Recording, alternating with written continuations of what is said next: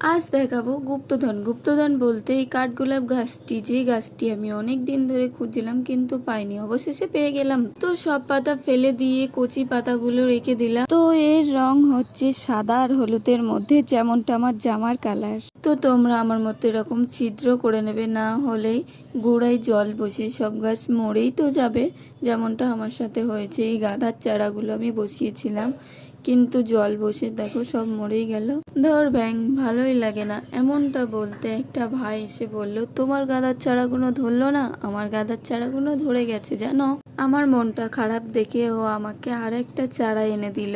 তো আমি এখন ছাদে চলে এসেছি, এসেই গাঁদার চারাটা কাপের মধ্যে বসিয়ে দিলাম। তারপরে কাঠগোলাপ গাছটি দেখো, দুটো আমি মাটিতে বসালাম আর একটা বালিতে বসালাম, দেখবো কোনটা আগে দিয়ে পাতা ছাড়ে। তো তারপরে একটু জল দিয়ে ছাওয়া জায়গা দেখে রেখে দেব কয়েকদিনের জন্য। তো এইটুকুই আজকের ভিডিওটি।